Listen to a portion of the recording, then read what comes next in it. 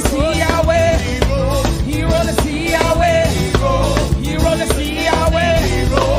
See, say now, when sorrows start like storm, we're dashing over my way.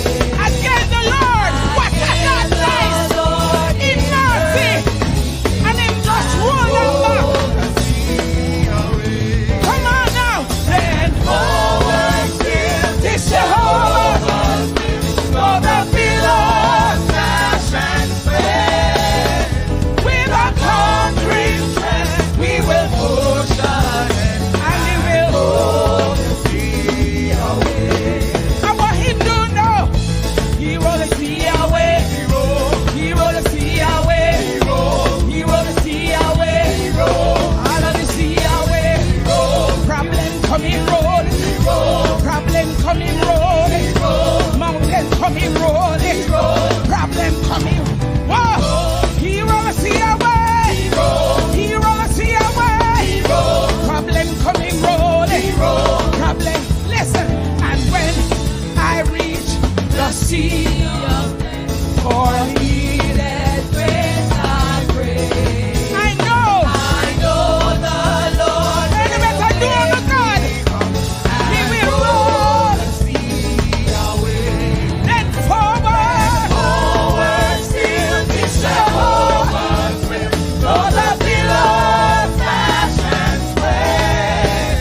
With a concrete tread, we will push ahead and roll the sea away. Look here now, man. Sickness come, he will roll away. He come, sickness he roll the sea away. He roll the sickness roll the sea away. He roll the sea away. Roll all the sickness away. All of the bill they repair. Roll the sea away. Roll the sea away. Roll the sea away. Roll the sea away. Roll the sea away. Roll the sea away. Then forward still this Jehovah will blow the billows dash and spread. With a concrete tread, we will push ahead and we hold the sea. One more time. Then forward still this Jehovah will blow the billows dash and spread. With a concrete tread, we will push ahead and hold. One more time. Lord, he roll the sea away. He roll the sea away. Roll the sea away. Problem come, he roll it up. Sickness come, he roll it up. All the problem, he roll it up. All the problem come, he roll. Lord Jesus. Lord Jesus. Somebody else say, roll, Jordan, roll, Jordan, roll. Oh yeah. And do thy work thyself.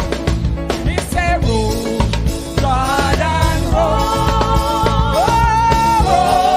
Jordan, roll. To heaven when people hear, oh Jordan, roll. Take it on. He roll the sea away. He roll the sea away. He roll the sea away.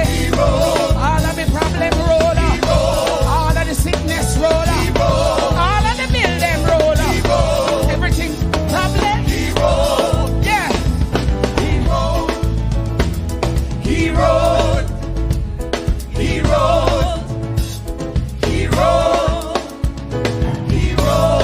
Hallelujah. Glory.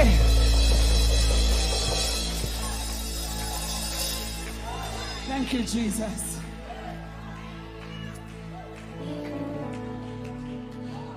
Whatever you face this week, forward still. Whatever mountains come in your way, forward still. Yeah. Whatever, even if you buck at war, forward still. Disappointment come, forward still.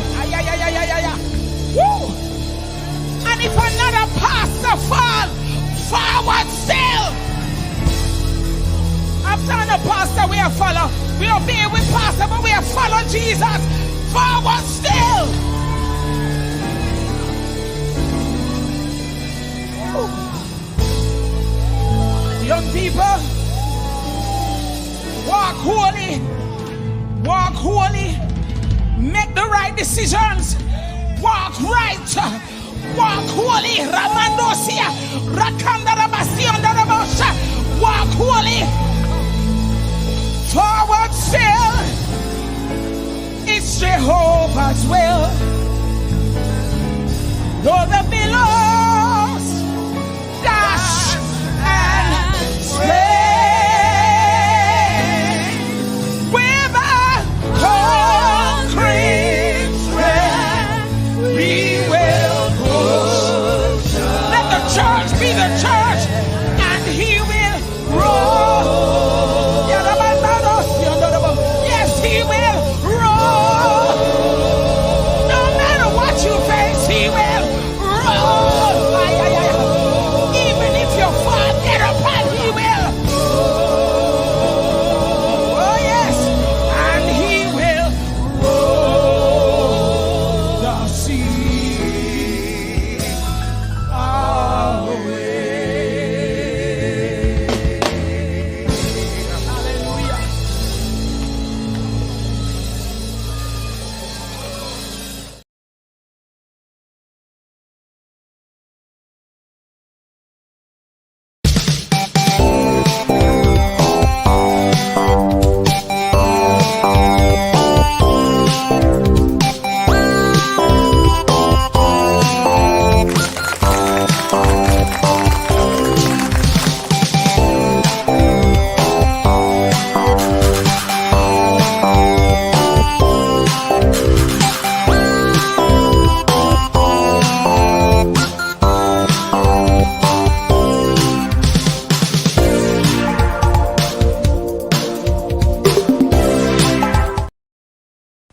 Dr. Brown's Arthritis Remedy and Joint Oil Pain relieves muscular and joint aches, arthritis, sciatica, headaches, menstrual cramps, foot pain, and is also a great sleep aid. Manufactured by Jamaican scientist Everton Brown, PhD, from a blend of Jamaican herbs. Shop www.jamsweet.com or call us at 813-679-0106. Meet Dr. Everton Brown, a Jamaican-born professor and scientist who crafts premium luxury skin, hair, and personal care products in the USA. Dr. Brown has pioneered innovative formulations, crafting multi-purpose products that address various skin and hair conditions. His scientific expertise ensures each product is of the highest quality, setting a new standard in luxury care. At our core, we are not just skincare, we are superior treatment care.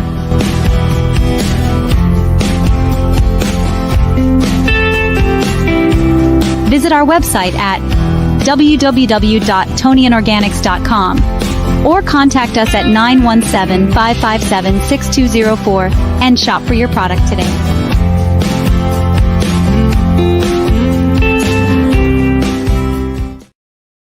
Using alternative medicine to restore, revive, maintain vaginal and erectile health. Men, stop suffering. Get your Men Youthful Restoration Oil for your erectile care. This oil helps improves blood flow, revitalize your skin, helps with penile circulation, and reduces irritation. Women! Yes! This is for you. Make healthy vaginal gel your best friend. This amazing product helps relieve vaginal dryness, itching, burning, cracks. It restores elasticity, hyaluronic acid, daily pH balance, and ease menopausal discomfort. Healthy Vaginal Gel and Youthful Restoration Oil is formulated for a lasting pleasure. All products are clinically tested and formulated by a well-known scientist. Live safe, live easy. Get yours today. In need of some authentic Jamaican products? Well, here at Jamrock Mart, we got you covered. Jamrock Mart provides the taste of Jamaican products to our global customers, with a variety of locally grown herbs, tonics, seasonings, and spices, just to add that Jamaican Yardman-style flavor to your pot. Check us out on our website at www.jamrockmart.com and order your Jamaican products today. Contact us via email at info@jamrockmart.com. Our reliable team remains available to assist at any time. Don't delay. Order your Jamaican products today. Jamrock Mart, providing you with authentic Jamaican products. One Love Season to the Bone, your one-stop seasoning, authentic Jamaican seasoning, low sodium, no MSG, all natural herbs and spices, straight out a yard, all-purpose, chicken, fish, jerk, available at Broad Meat Food Stores, North Lauderdale, Lauderdale Lakes, Margate and Pembroke Pines, Key Food Stores, Miami and Fort Lauderdale, Bravo Supermarket, Miami, Fort Lauderdale and Palm Bay, FA&M and Price Choice, Miami, Thrifty Food Store, Palm Bay, Food Basket and DNL Supermarket, Palm Beach, Festival Margate, and available at all leading supermarkets and the Centerville Food Store, Nassau, Bahamas. Phone 561-946-9941. Email gfedllc@gmail.com. One Love Season to the Bone, your one-stop seasoning.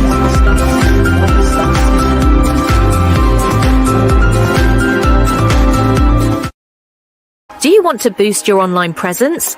Well, Classic Media Company is here for you. We can help get you started. Post your job, promotions, businesses, events, and more. Searching for the right job?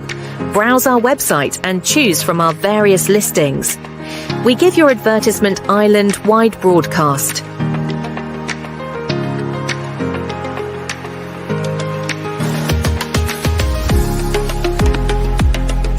Sign up with us now at www.classicmediacompany.com or contact us at 1-876-813-0647 and get started today.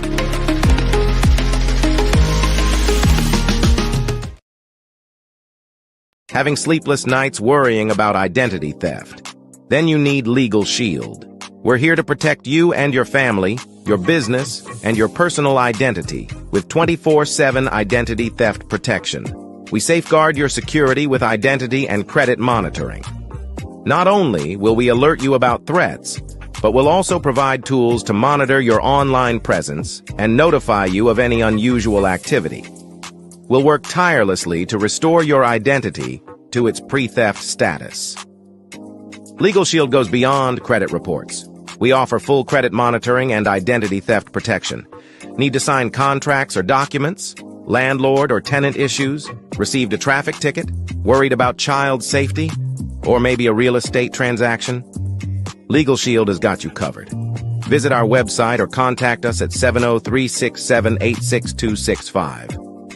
Legal Shield, your shield of protection. If you're a healthcare seeker, then you need to know about Marcia's Healthcare Registry, Inc. in Lauderhill, Florida. We are committed to providing personalized care through our highly motivated and skilled team of professionals. Our philosophy is grounded on caring and trust. We strive to meet every client's needs, wherever they call home. Our incredible team of dedicated clinicians and office staff are here to help you and your loved ones achieve the highest quality care while in the comfort of your home. Marcia's Healthcare Registry, Inc., where caring and trust meet. Your health, our priority. Contact us today at 954-572-3699 or 954-816-2170, or email us at marciashealthcare@gmail.com and make your appointment today. We need a change. I'm dreaming of a new world. Singer Ari, dreaming of a new world. We dreaming of it. A world of peace and life. We begging for it. Come, let us do things different. To Jah, let's be obedient. Show more love, care for each other. Stop killing one another. Well, come, let us do things different. Jah, let's be obedient. Show more love, care for each other. Stop killing one another. Enough is enough, please stop all the killing. A tear dropped in my eye when I see missing children. At the end of the day, we all God's children. I said, enough is enough.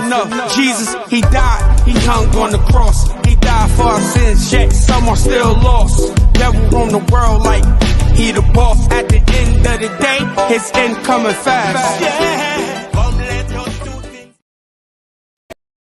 For I want to go to heaven when I die. We go here when Jordan rolls. Get something and wave it. Get something and wave it. Get something and wave it. Get something and wave it. Grab a rock and wave it. Grab a rock and wave it.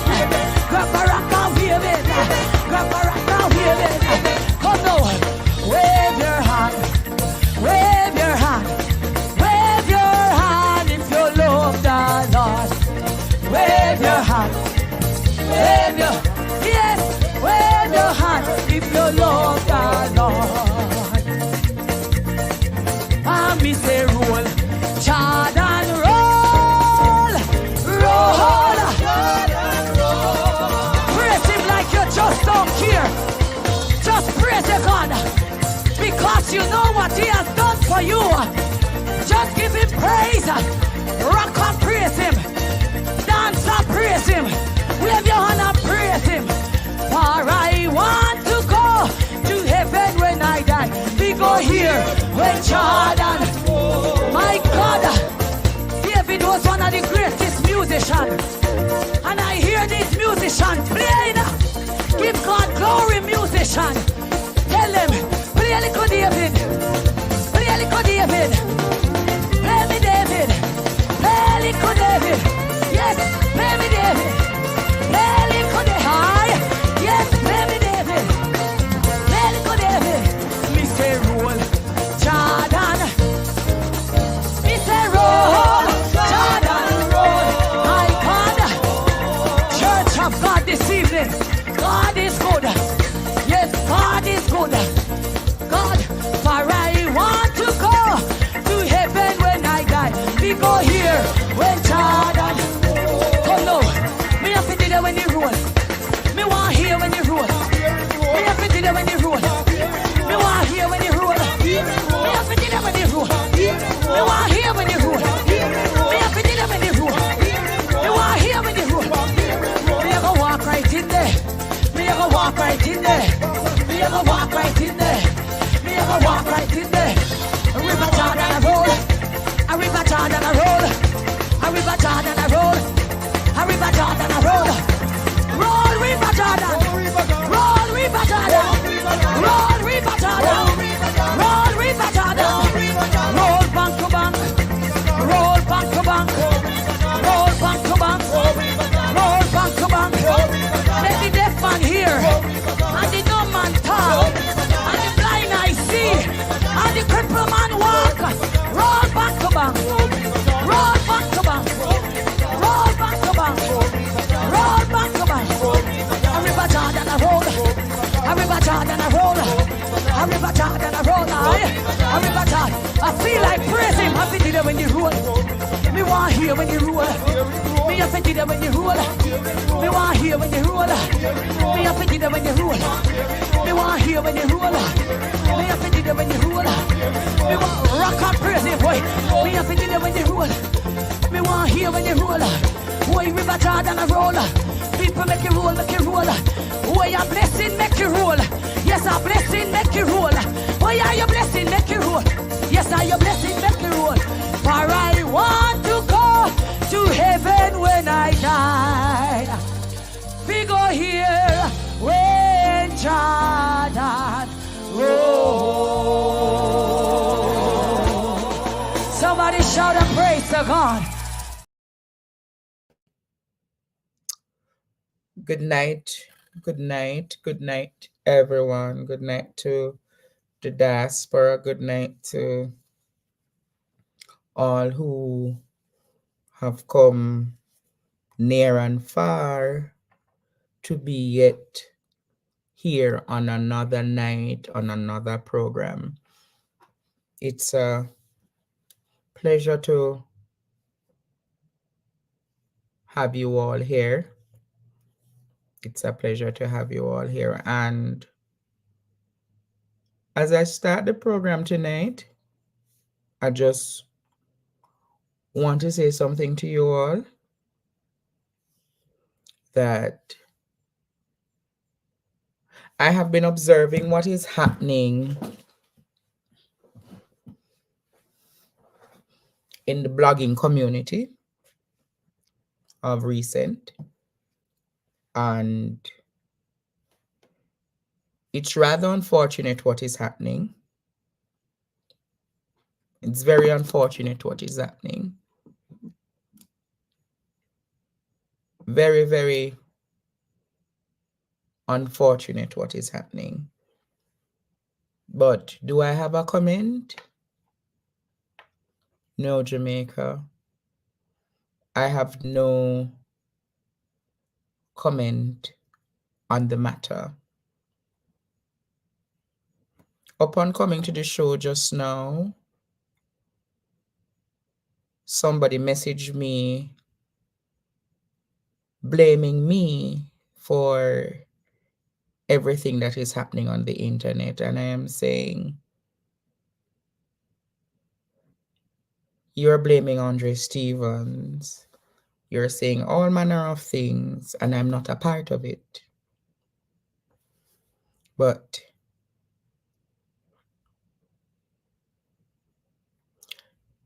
it's unfortunate what is happening.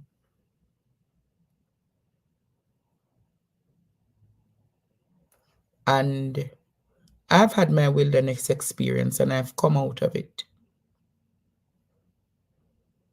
I've had my wilderness experience and I have come out of it. I have stayed and chanted my course. I have stayed and chanted my course. And in my wilderness experience, I have lost a lot. But I am grateful that with all that has happened, I never lost my faith and I never lost my praise. So I'm going to keep in my lane, Jamaica. And I hope whosoever is involved, all of the parties that are involved, will be able to settle their differences outside of the social media space. And I said it some time ago, and a lot of people disagreed with me, that Black people is their own enemy. Black people is their own enemy. I said recently, and remember I said to you, I have malice towards none. I have malice towards none. And my phone is open. My phone is open that anybody who wants to interact with me can.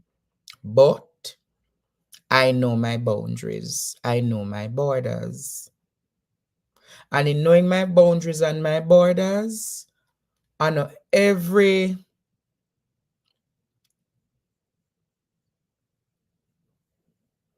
dance we keep, me enter.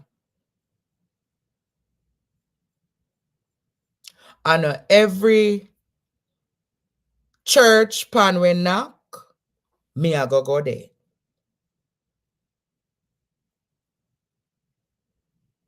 But in all that has happened, or is developing, or is happening,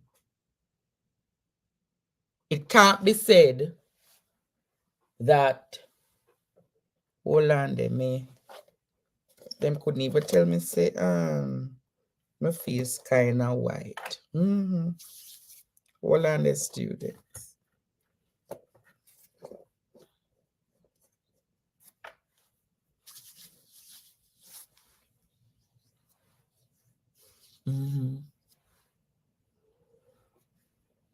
So,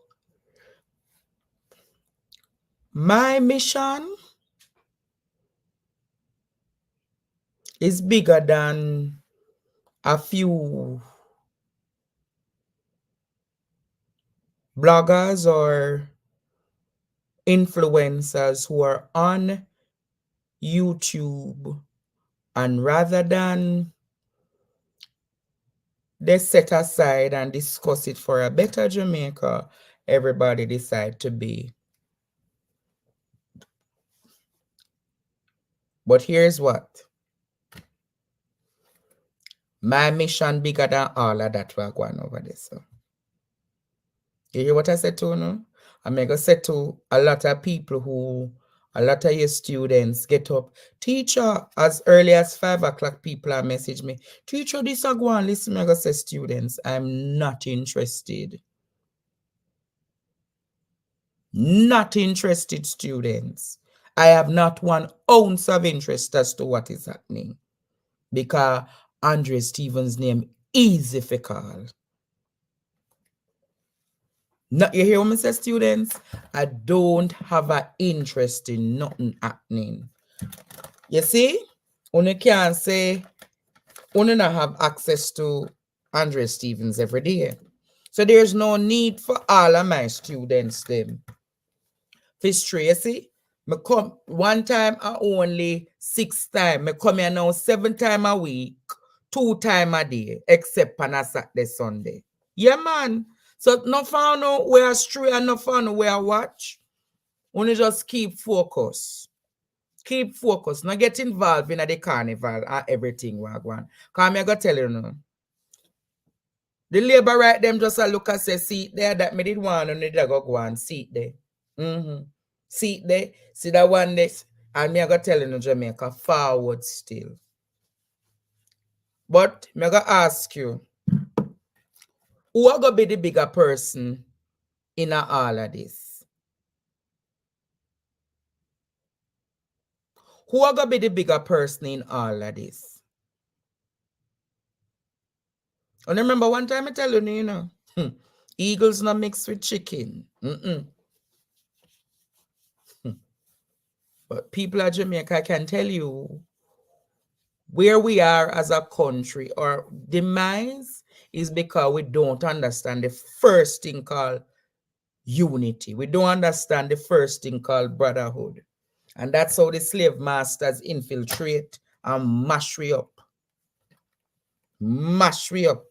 And it has happened over and over and over again. All who last, 3/4 of the class can last, 3/4 no, they everywhere with the mix up there. I don't watch it. I don't watch Wagwan, you know, but my student, them can call me. Teacher, I hear this teacher. I say, really? Never hear. But all me I say Jamaica, me I say this too, no. It not look good. It not smell good. And it not taste good. From all spectrums.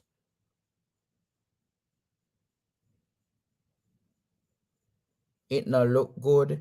It not smell good. I'm just going to say to all who involved,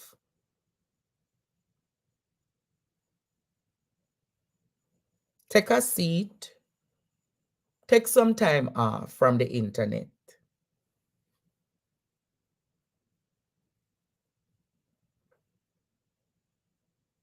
And pulling yourself together, evaluate. Just as how I was able to pull back myself and evaluate. Pull back on yourself and evaluate and say, yeah. But me go tell you now.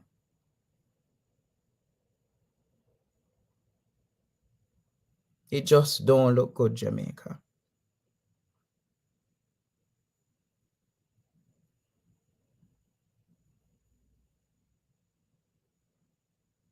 It not look good. And I pray, and these are my comments on it, not my monkey, not my carnival, but we have a bigger fight in Jamaica, and the bigger fight is to rescue this land. To rescue this land. And in rescuing this land, there's something that is very important called unification.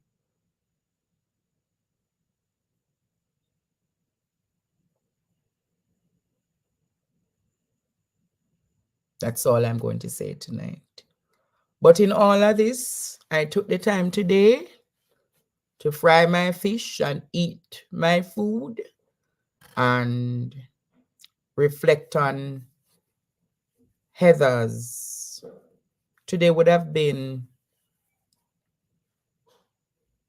Heather's 61st birthday. Yeah, guys. Today, Heather would have been 61. So, rather than got caught up in the carnival and the chaos in the market,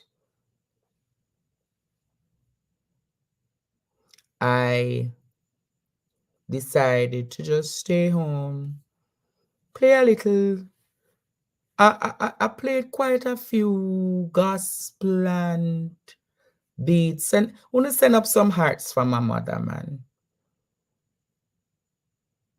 Send up some hearts for Heather.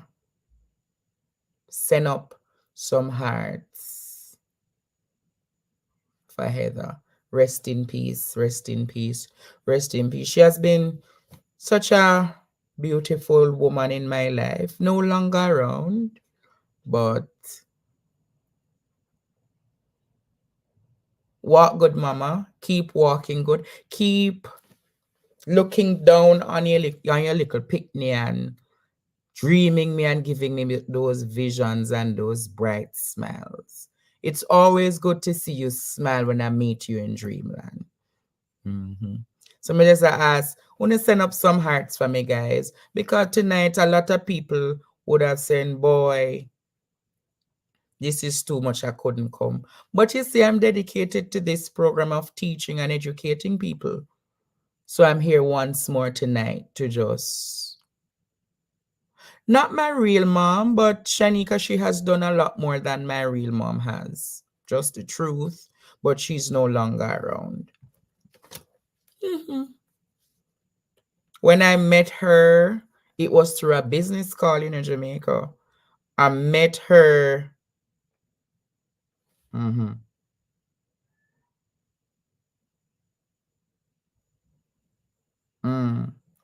met her. I met her in the latter part of 2017 through a business arrangement then. And, you know, corporate people don't normally give out their number. She said to me, Mr. Stevens, you're such a warm personality. You just make me smile. And she had my number, and I remember, she called me, you know, and she said, hi, Andre, just following up. Will everything be good for the catering event? Because that time everybody knows I'm a big in a catering. Me did a work, I think, for Mr. Jackie Tyson at the time. And when I left, got to the company in Old Harbor, she followed me. She said, Andre, no problem, I'll give you the business anywhere you are. And when me find my own business, she make sure say all of the opportunities came my way. Yeah, man. I love her immensely. Every little thing in my life, she contribute. She make sure say me good.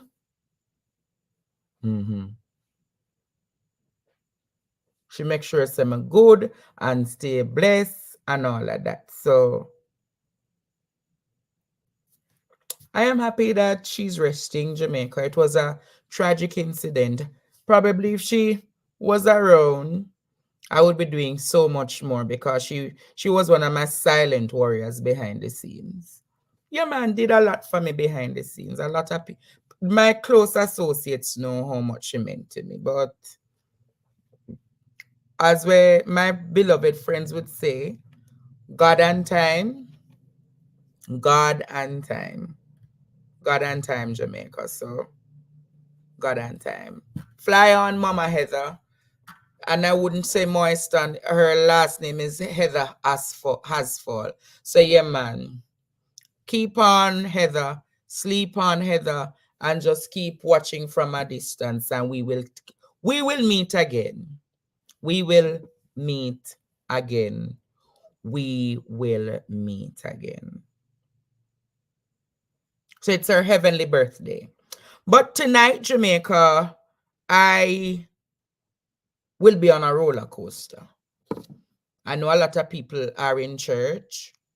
But you remember, I spoke to you all about what is happening with the lands in St. Anne. Producer, do you still have the video of the demonstration with the lands in St. Anne? If you do have it, can you play it for me, please? If you have it, can you play it for me, please? The video from last week where the people were talking about the lands in St. Anne. Jacqueline, you want to sing? It's all right, Jacqueline. Sing in the comments. Nobody sing aloud. Because you will all raise the dead, Jacqueline Thomas. You will raise the dead. Yeah, think about the river, that one. The Jamaica Beach Birthright Environment Movement, JABEM, again raised the volume on its advocacy with a recent protest at Roaring River in St. Anne, its latest attempt to protect territories of ecological and historical importance on the island. JABEM President Dr. Devon Taylor says greater pride of place for Jamaican interests must be afforded to sites such as these. So today, we're standing up. We're standing up for our community, Steertown. We're standing up for Jamaica. Because what we do see here is a destruction of not only our ecological heritage, but destruction of, our water resources. The Royal watershed is a protected area. And we are seeing tractors rolling, destroying our watershed. Water is life and water is security. And so we are lending our voice to the community of Steertown and all the communities around that JABEM will not stand idle by while the government hand over 167 acres of prime property, prime watershed to the Chinese to build 800 houses that will destroy our watershed. For JABEM Outreach Officer Damien Coombs, himself a resident of the nearby Steertown community, the potential impact hits even closer to home. This area is where Marcus Garvey's father is from. And we have stories of Marcus Garvey. Marcus Garvey's wife, Amy Jackie, says that Marcus Garvey was raised in the Roaring River area where he could hear when the river roared. So Marcus Garvey was raised here. So this is not just a socio-economic issue. This is not just a logistical issue. This is not just an environmental issue, but this is an ancestral issue. This is an issue of our heritage. As part of the deal with China Harbour Engineering Company Czech to build the north-south link of Highway 2000, approximately 200 acres of land in Miami Bay, St. Anne, that was previously owned by the Urban Development Corporation UDC, was transferred to the international construction juggernauts. We're not anti-development. This project could be easily moved to any other area along the north coast or further inland. You do not build on a watershed. Now the Duns River is listed as an ecological sensitive area, and this sits right adjacent to Duns River. All the aquifers are interconnected, so we cannot sacrifice the people over money. We cannot do that when we have options. So we have asked the government to move the project elsewhere, because this is not about work. It's about environmental justice. JABEM says that the communities in the immediate project environment vociferously rejected the housing development during an environmental impact assessment meeting earlier this year and have subsequently sent numerous written responses to NEPA, highlighting a variety of concerns. Dr. Taylor adds that additional support is being sought.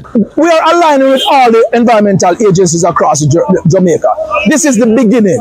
So we're in this for the long haul.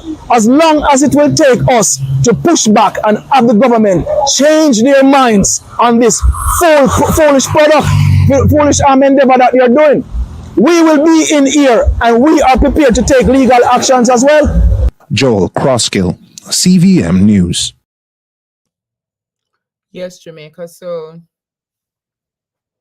this issue, I started to discuss the crisis that is upon the land with the Chinese.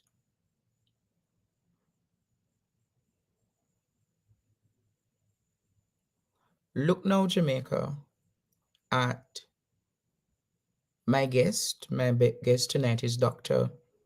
Taylor, Dr. Devon Taylor. Welcome, Dr. Taylor. Yeah, good night, Andre. Thanks for having me. Greetings to your audience. Welcome. So, Dr. Taylor, what is happening once again with Jabim and the government and the people of Jamaica? Yeah, well,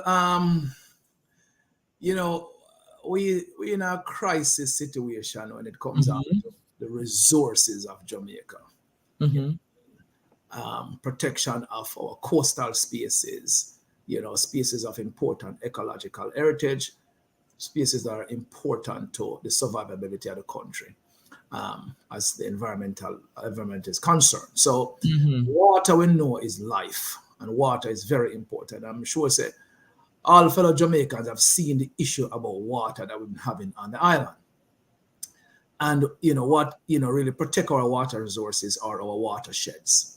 And these are just, areas that you have a lot of runoff that captures into different bodies of water, such as streams and rivers and underground aquifers.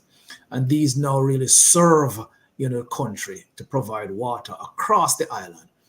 Now, by some deal that we don't really understand the content of those deals, 167 acres of prime watershed property that sits on the Ryabuna watershed was handed over to Czech, the Chinese Harbour Engineering Company. That is, a no-no in the environmental space. You cannot build on a watershed. You should not build on a watershed.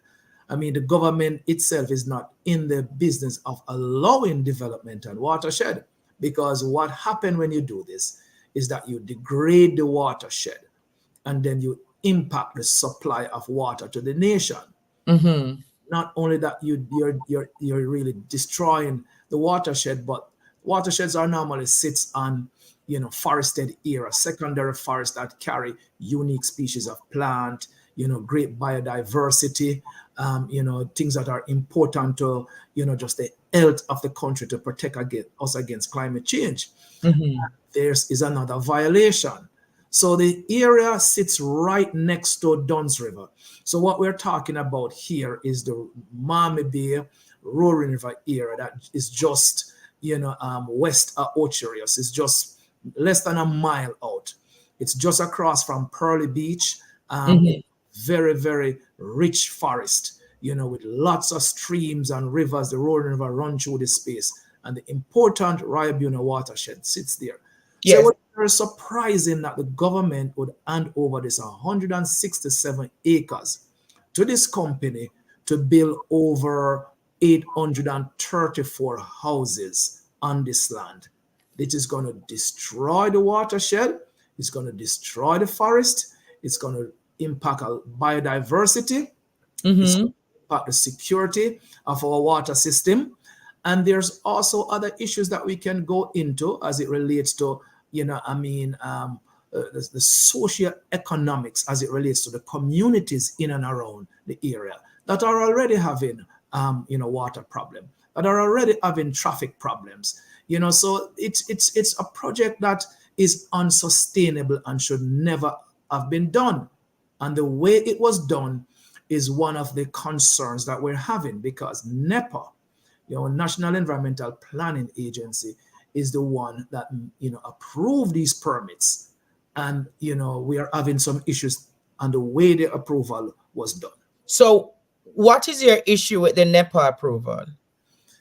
So NEPA, so every development project that, is slated to be done on the island have to have what they call an environmental impact assessment. Normally, a private company is contracted by the developers to do that. Under law, it's required that you have a public consultation, a public meeting. A public meeting was done in St. Anne's Bay in January of this year. Yes. The EIA that is floated on NEPAD's site is referring to permit that was awarded based on an EIA that was done in 2023. Now, if you call a EIA public consultation meeting to say what concern the public have, and I'm talking about environmental defenders like, JABEM, Jamaica Environmental Trust, very serious environmental organization, where there are more than 200 people present. And we gave our comments to NEPA. We write in more than 60 letters to NEPA, finding the concern, providing them with all the information. This was done in January. Now, how is it that NEPA is basing a permit on an EIA from 2023 when they called a meeting in 2024? So what that means is that NEPA never took into consideration the public's comments that was given in 2024. They based the permission granted to check on a EIA from 2023 without any revision and without any amendment, because any amendment that was wait, Dr. Taylor, wait. You are saying that NEPA gave the approval before the EIA was done? No, they gave the approval on an old EIA that did not take any of the public concerns. So when the EIA was done, presented to the community, we rejected the EIA on many grounds. We talk about the unsustainability of the project, the ecology, the environmental damage, the problems you're going to have with the road network is not sufficient. The carrying capacity on that land was not done. Enough work was not done on the hydrology. We talk about the archaeological finds on there. Marcus Garvey family lived there. We think Marcus Garvey was born there as well. Taino site is on there. Redweir site is on there. I mean, it's just so many comments were submitted to NEPA. Just for clarity, Jamaica, you're asking what is an EIA? An EIA is an environmental impact assessment. An EIA is an environmental impact assessment. Continue now, Prof, because a lot of them never know what you're talking about. Yes. So that is required. And so when you present that to the public have now, its right to question, to say this is not, appropriate for what you're going to be doing on this site. And now you need to revise the EIA, take public concerns into consideration. You could stop the project based upon what the public, what the public submitted. You could move it other ways, but you have to publish on your website a revised EIA. And of that revised EIA, if you so decided to grant the permit would have to be based on the revision to the EIA. Now, what we're saying is that what the permits were granted on was not a revised EIA. It was granted on that 2020. The old one, the 2023 one. Yes. So despite having that meeting in 2024. So that's... So you're saying that where we are and the concerns that have been put forward by the environmentalists and many community groups, you believe NEPA shouldn't have approved the contract given or the lands given to check. That's what you're arguing. Yes, they should not. I mean, listen, even by NEPA's standard, NEPA admit that, by using data, that a third of the watershed in Jamaica are degraded. All right? The Rayabuna is one of the largest watershed on the island. If you have an issue with your watersheds in the country, supply clean water to your population, why would you allow building and development on watershed? I mean, it doesn't make any sense at all. You're going to take out a commission, impact water security of the nation, or we're having so much water problem in our country. I mean, you go take out a secondary forest. I mean, you're going to take out all of that biodiversity, all of those trees. We're talking about the North Coast here now, where everything on the North Coast is being ripped apart and sold off. You jump out of a plane in Montego Bay and you drive come out Ochi, the whole coast is ripped apart and built out. And across the road from the coast, now them start dig that out too. I mean, there are consequences to this. This is consequences, environmental climate change consequences. So an environmental agency never approve development like this on watershed. Yes. That has too much impact as it relates to water security. They have identified over 15 species of plant that are endemic to that area. You take those out, they're not going to exist anymore. So we're dealing with ecocide here. We're dealing with killing nature here. These are the things that's happening.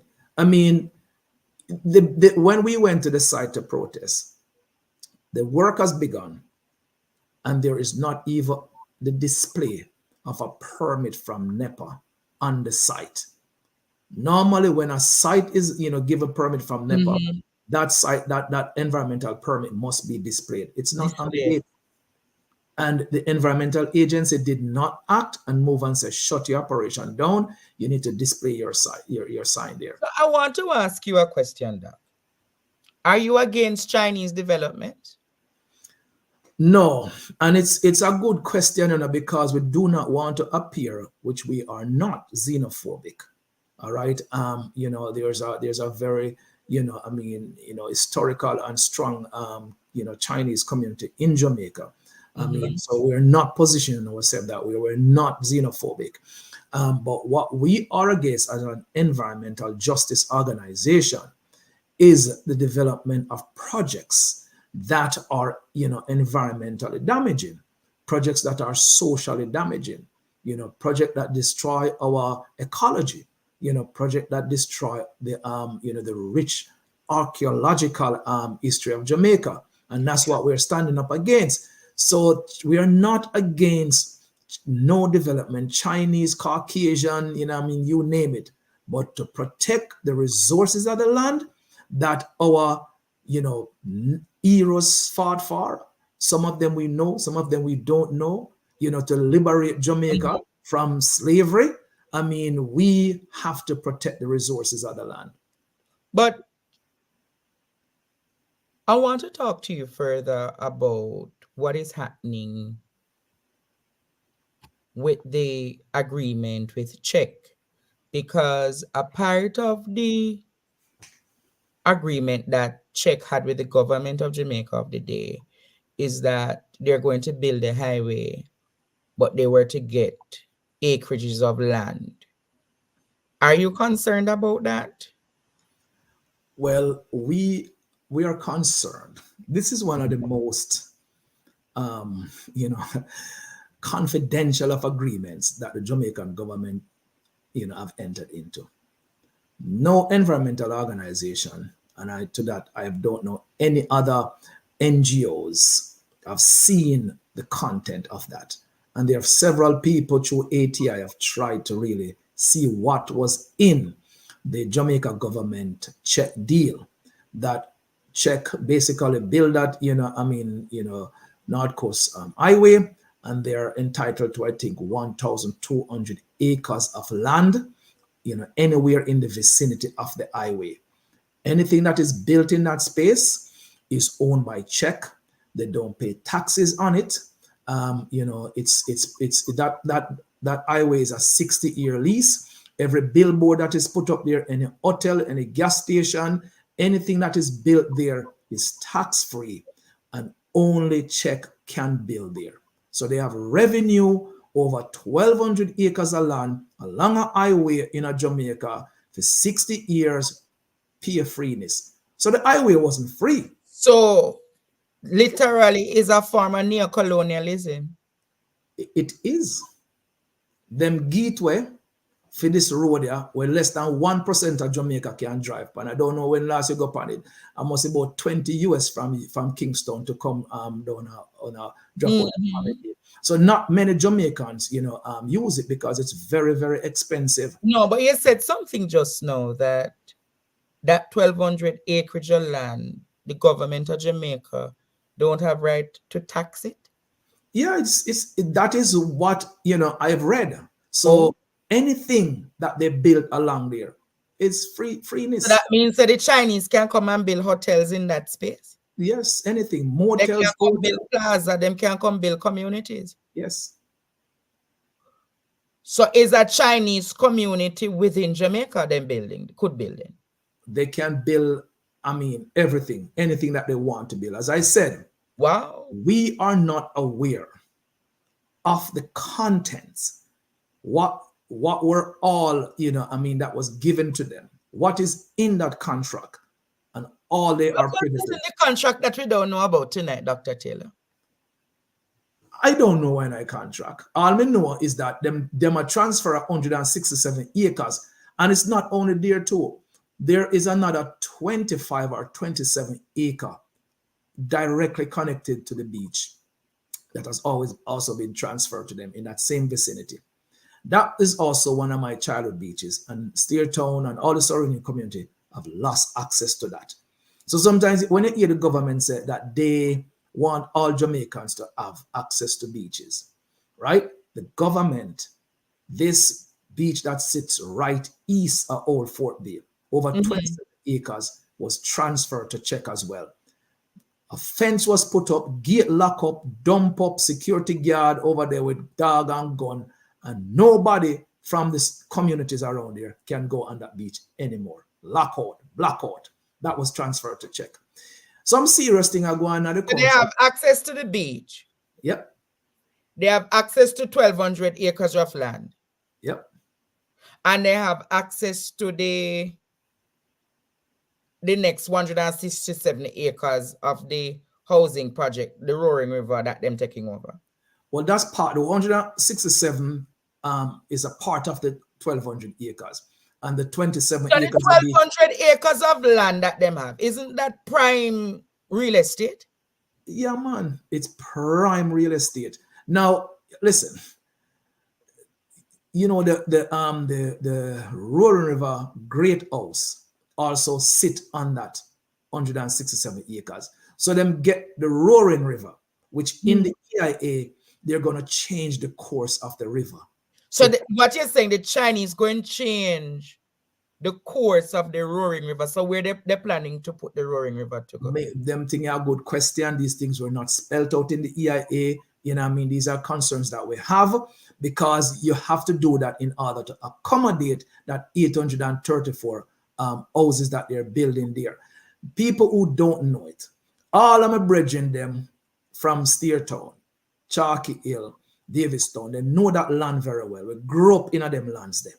It's a very wet area. Lots of tributaries, lots of rivers, all tie into each other. So you're saying that the area that them going into is watery area that is not like it's really dry area, it's water. It's a composite of dry and wet area. It's a rich forested area. Lots of streams sits inside there. There is a hydroelectric plant that sits right in front of that property that the rivers feed into. I don't know how they're going to manage that as well. It is an ill-advised, unsustainable project. There's just too much going on in that area. As I said, it's just a rich forest, whole heap of river inside it. The heritage of the space is very significant.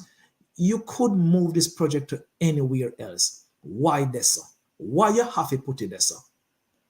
It's not necessary. Jamaica, it not necessarily that 834 house houses be built on our watershed. Not necessary. So these 1,200 acreage of land that we're talking about, you know of Jamaicans living there? There's no, it's a forested area. No Jamaicans living there. We just, the closest community is Steertown. So Steertown, you know that space very well. It's a space as a youth, you go check out the rivers them, you know what I mean? You go pick up some coconut, you harvest some herbs in them spaces there, you know what I mean? The community uses it also. Several of the bathing holes are used as baptism holes, you know what I mean?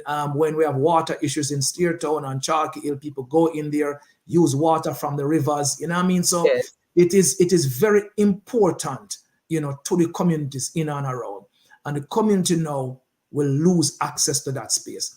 There's something that is... Well, is this the space we're talking about? That is the space that we're talking about right here. That's the space. So if you look at this... So wait, Doc. So them have access to sea. So this is the beach you're talking about. Yes, across there is to the beach. Yep. Steertown. But that is significant. Oh, and see the board. My Lord. Now, I want to point something out. I said this is very close to Duns River. Well, you see Duns River right next door to it. And Duns River is listed this year, I think March of this year. Duns River is now an ecological sensitive area. Now, how can you have... What do you mean by ecological sensitive area? Sensitive meaning vulnerable? It's vulnerable. It's a rich forest. It's sensitive to any kind of degradation, meaning, you know, anything if you cut the trees down, if you pollute the rivers, you know, anything to affect the ecology, you know, will impact Duns River and will impact the watershed. There's a watershed known as a water treatment plant known as the Bogue treatment plant that is fed by the hydrology and the aquifers in this area. And that serve the entire... But reason why the Chinese want all of these waterlands, you know. Well, you know, the land is important for water security. It is important to mitigate climate change because it's a forest. We deal with carbon sequestration, right? We push back against rising temperature. You cut down trees, you know, you open up with more increase in temperature, less water, less biodiversity, which is very important. It is just too much of a important environmental ecological space. And the economics of it, as we say, keeping it intact, prevent us from further dealing with fallout that we have got to spend money deal with. I cannot understand why this is done.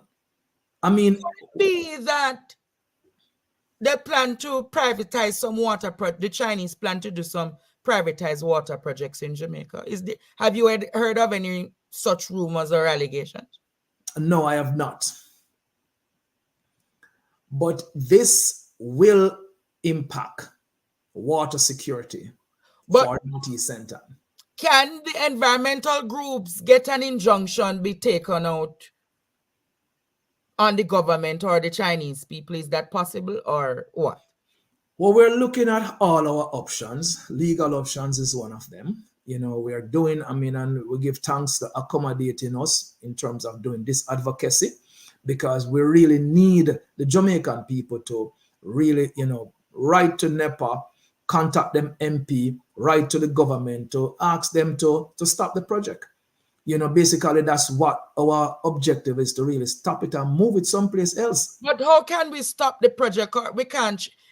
How can we change? Because if we change the project or stop the project, it can become an international dispute, and China can claim that the government of Jamaica has broken their agreement. I do not entirely share that view, because any project can be stopped on environmental grounds. Now, you know, this is, you see, it's a whole issue we are talking about here, so, you know. This is what we are term right now. This is a new form of colonialism. We don't label the hotel space as, it's a hotel, plantation. Plantation tourism is rife in Jamaica. What we're seeing here also now, we're losing these resources. Now, any development we are going in our country must pass an environment impact assessment. It must be sustainable. It must not be creating so much environmental damage that is going to hurt the country. Now, this project the government could have easily rejected this development on environmental grounds, right? They could reject it on, the grounds also on archaeological and heritage grounds. They could, there's a myriad of tools that the government have that they could have done so.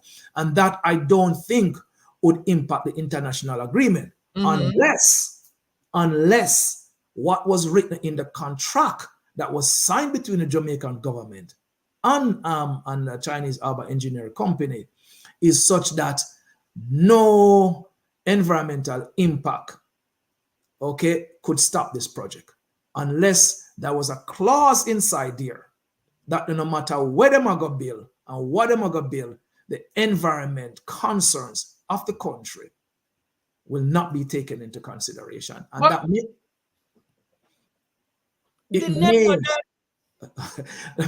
it may be indicative why the EIA of 2023 was used to grant the permit out the consideration of the public and a revised EIA be published. That may be why they did that, because in the deal, nothing can stop it. But I'm being told that this agreement was made from the time of Portia Simpson Miller. Yes. So it's not, you think I just listen. So it's not Andrew Holness really, him just carried out, but it was an agreement from Simpson Miller administration. Both political party complicity, right? They are complicit. They're complicit. Okay. Repeat that. Both political parties are complicit. They are. Oh. So if one cut the deal, start the discussion, sign the deal, the other one check comes and say, we need this land, and the other group says, here, take the land. All right? Now, both of them are. What we are saying here, take the land someplace else, just not in these environmental rich zones that are important for the security of the nation as it relates to water, ecology, archaeological thing, and the socio-economic impact that it will have on the country. You can't do that. On those grounds, you could have rejected the development in this space, or the de-development, because this is not a development, and says we cannot grant you permission to build here. Move it elsewhere. So you're arguing that you have no problem get the 1,200 acre trader land, but not in these prime real estate areas. Not in this such a sensitive area that is so important environmentally to the country. And when I say I have no problem with the 1,200 acre, me not go cut no deal where me go just give 1,200 acres of Jamaica like that without transparency to the nation. You know what I mean? These are resources of the land, and we need to have control. So there are more transparency that are required as it relates to public lands in Jamaica and how they move into private hands. This is why the entire coast of Jamaica, the Jamaica government is the largest owner of coastal property, is the largest landowner in our country. So the Jamaican government needs to be more transparent when lands are sold, divested, when these lands are given up. We're not seeing this level of transparency. We know when you don't have transparency, you have corruption. So I should point out to your audience that NEPA, all right, sits in the office of the Prime Minister. Yes, I wanted to go, that's where I was going to carry the discussion. The NEPA, who had autonomy years gone by. Over the last 8 years under this administration, the NEPA has become marginalized under Andrew Holness. Would you agree? You know, I'd say NEPA has been marginalized for many years, wherever it's sat. Why? Because it's not really a proper environmental agency. It's a planning agency. All right. And so in the era of just environmentalism, we need an independent body. It has never been independent in the way it should have been. You need to have a separate independent environmental agency that sees over, the environment of the country.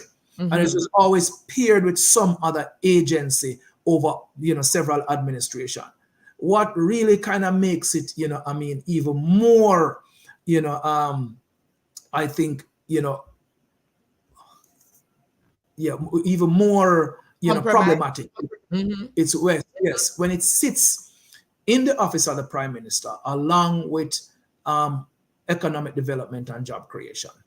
So when you twin those things together, if the same person who is approving, environmental permits is the same person who is also saying we need more jobs and create more jobs, you can see how conflicting that can be. It's like, you kind of like have the rat really, watch the cheese. Them are going to really not do a good job. Them are going to eat up the cheese. And I think what's happening here with these permits, we see these kind of things in cockpit country where, approval of mining, is done by NEPA and an environmental agency who want more tax dollars to come in, more money to come in. Them are going to approve these projects. So you're not going to get a true, unbiased and objective, response as it relates to environmental approval. Because I'm sure all the environmental agencies, the NGO one that we have been in this discussion with, do not approve of this project because it's ill-advised and it's not sustainable. And I'm sure even environmentalists who are in the private sector, they would not approve of this either. You're going to have a sewage plant built on a riverbed. Okay? Across the road, the important hydroelectric plant, the important Laughing Water and Pearly Beach are there. The drainage assessment was not done very well. When the highway was being built, the whole Fort Bay flood out. Massive flooding problem them have down there. Wow. It's going to happen again. The carrying capacity, you put in 834 houses, you say you're building it for 4,000 people and 167 acres of land. You have not determined how much people, traffic that area can accommodate and sustain. So the carrying capacity on the land was not done and published in the EIA. There's too many holes in the EIA, my brother. Too many holes in it. And that is the dishonesty. And this is a very serious discussion still, very serious because, sometimes them see environmentalists and environmental defenders as, as anti-development, who want to preserve every single tree, and every single river. Of course we want to do that. Of course we have to build sustainable. We're an island, we have limited resources, a land of wood and water, but we have significant water problem in Jamaica. And it's not just a distribution issue, it's a contamination issue. When a third of the watersheds in Jamaica are degraded, a third. Okay, and this watershed is one of the largest, and it is one of the, the most, intact. And you're looking even at your hotel corridor, where this water serves the entire North Coast. Why the hell would you grant permit to build on this watershed? It don't make no sense, and I don't want people to see these kind of conversation in a partisan kind of way, You can't see them in that context. You have to see them in an environmental justice and security context. That is the context in which you have to look at it. Water as security and water as life. Environment is very, very important. All of us can attest to how hot Jamaica have been over the summer. And limited access to beaches, limited access to rivers, and now you're going to build on watershed. How can you justify that? Take the podium if you are the CEO of NEPA and justify to Jamaica why we are building on a watershed when we have degradation of our watershed in Jamaica, when we have water issues in Jamaica. Why? Explain that to the nation. So how do we move from here, Dr. Taylor? Well, we're going to have some more protests because we want to keep the but pressure. Does protests work these days, Dr. Taylor? Just ask. I mean, they're going to work, you know. And what are them going to work? They're going to drive people political decision. All right. Now, if the current government is not responding to people, people have to move them, and hopefully the next guy where you're going to tell what you really are deal with, I will really listen to you and come do the right thing. The other thing is the legal space. You know, we have to head down that pathway as well. You know, it's a very expensive space, you know what I mean? But we have to consider it, and we have to formulate how is it that we move legally to really stop this thing. So it is advocacy, you know, it's the political intention of our people, all right? And it's the legal space. And we have to consider all those tools in order to really hold the system accountable. Because that is what the public needs to do. Engage the system on all these levels. Because you might think, say, this not affect you. But it will affect you. If you know how much time it takes to move from Ocherios to St. Anne's Bay in these days, a trip will normally take you 15 minutes, or take you an hour and a half, 2 hours. Yes, what is causing that? I mean, the capacity, the road network, it was never designed for that amount of build out that happened in St. Anne over the last, 10 years. It's just the road network can't. And now you put in another 4,000 people right in at the middle of that. It's not going to work. Massive problem. Wow. So we are asked the question. So when is the next protest? So we're looking at 2 weeks, at the same spot. So, we'll definitely pulling up my calendar here, we'll give you a heads up on that, for the public to really join in, because we need to have the whole of Jamaica. So we're looking at around the 7th of September to really, bring out the Jamaican people, within this space to say, stop this project, not sustainable. Let's move this elsewhere. Have you considered joining alliances with the Maroons? No, we have not considered joining alliances. What we have done, though, I mean, and I should, when you say alliances, we are aligned with organizations such as Jamaica Environmental Trust. As you know, we are part of the Advocates Network, which is a composite of many different advocates group. So we work together to support each other on many of these projects. So I mean, we are not against collaborating with any environmental group, any group that sees the interests of Jamaica as paramount to the survival and the well-being of our people. We'll work with any of these organizations. Okay. So you're saying you're going to do a protest on the 7th. You're going to continue the advocacy, but you're also going to advance discussions via legal. Yes. So who are members of your legal team?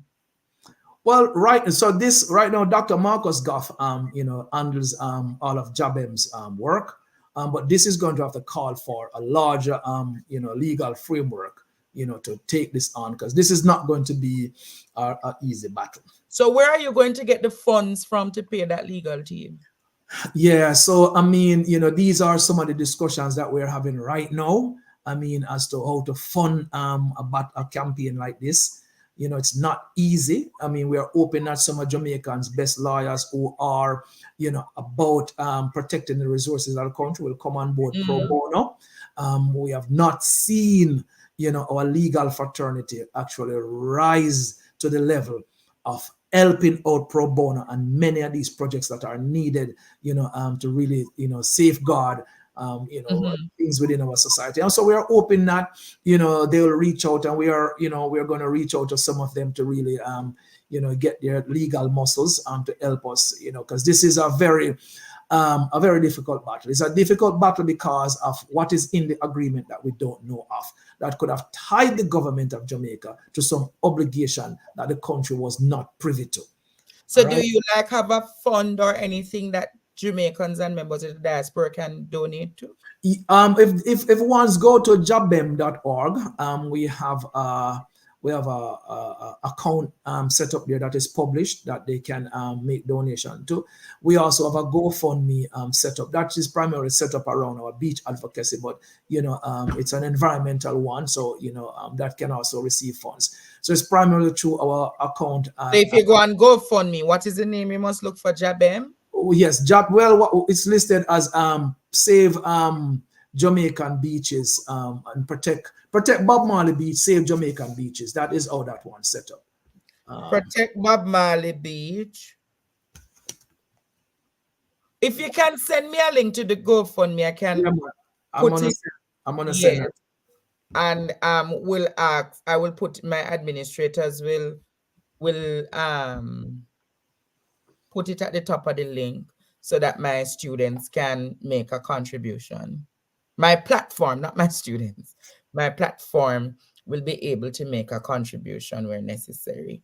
But I want us to keep this advocacy going because you spoke a lot about the compromise of the NEPA. You spoke also on the issue of the 1,200 acres of land. So, do you know whether or not, after the 60 years, if that lease is renewable?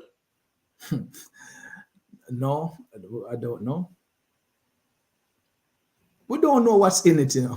So you're saying we don't know the specificities to the agreement with Czech and the government of Jamaica? Right. Oh. And it is in the power of the government that they can release that. You never sent me the GoFundMe information. Oh. Yeah. Yeah, let's do that. We don't know why not that. But it would be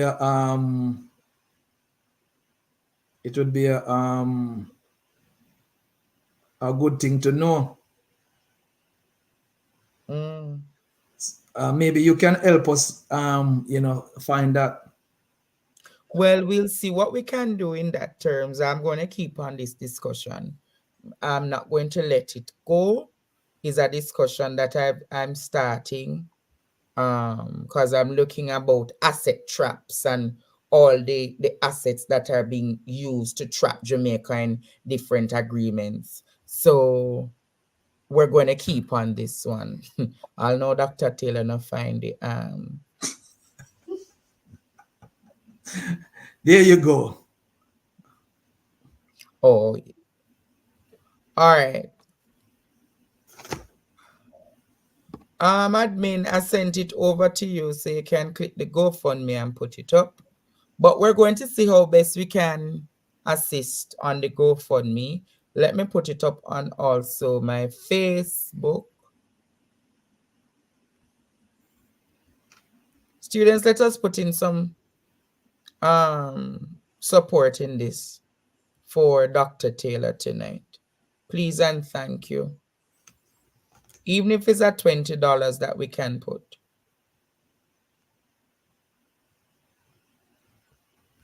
Please and thank you.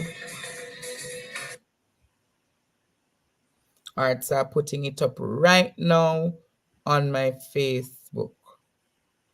See there, guys, I put it up on my Facebook.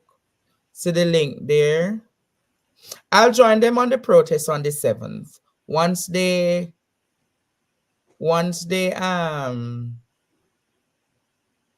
remind me, I will definitely be there. Yeah, man, we'll give you adequate notice and we'll send out the flyer as well. Yeah, man, please to do so. And we will see how best we can be there and join the discussion. But Dr. Taylor, it was a pleasure having you here. It's going to be a series of discussion about the environment and what is happening on the land.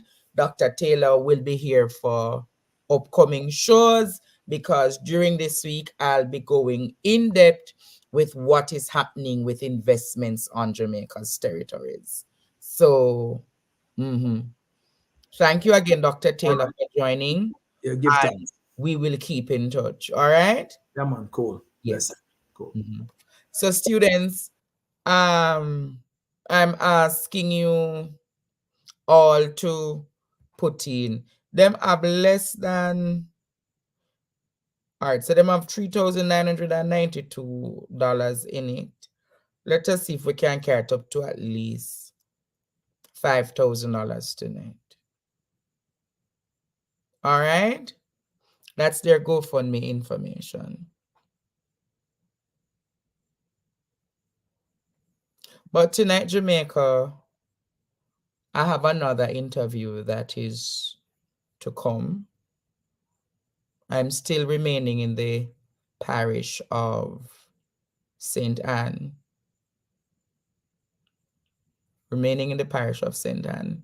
So I'm drifting a little from what is happening within the land, and I'm going to carry a human interest story right now. This mother reached out to me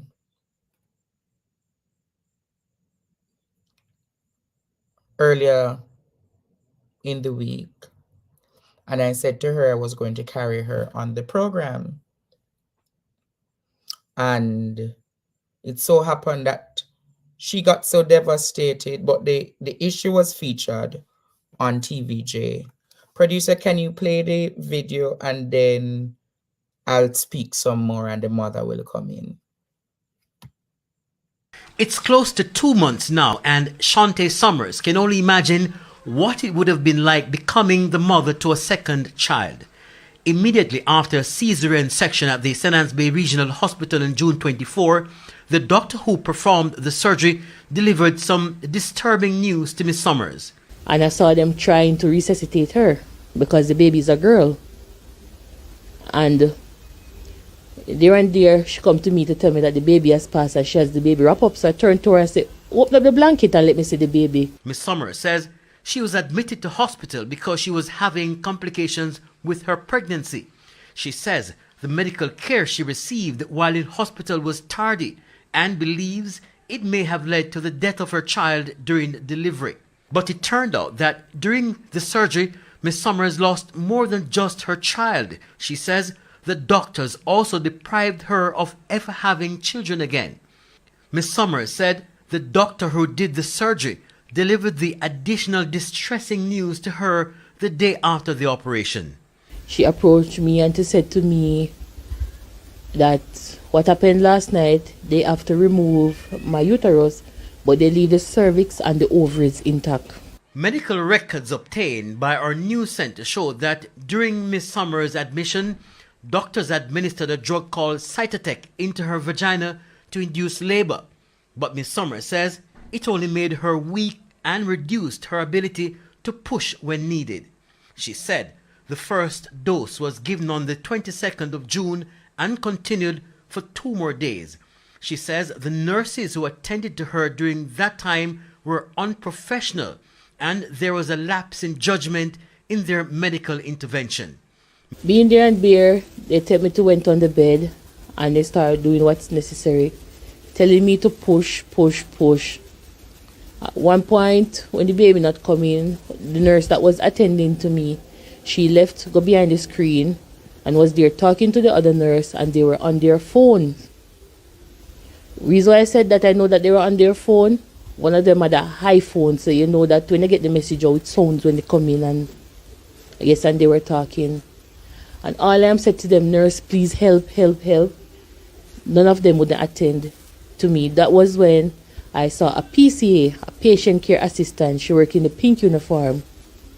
She was the one passing by and I called to her and she was the one who rendered assistance to me. Miss Summers says She wants a full review into what happened and an autopsy to be done on her child, but she says the hospital has been giving her the runaround.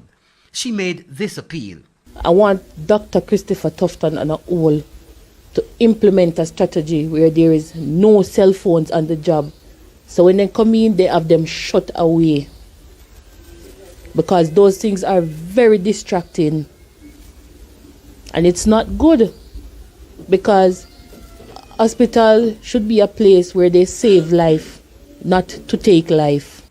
The senior medical officer for the St. Anne's Bay Hospital, Dr. Tanya Hamilton Johnson, offered this response. I must say a complaint was submitted to the facility by the complainant, and so therefore using the complainant mechanism, an investigation and reports are being collected as we speak.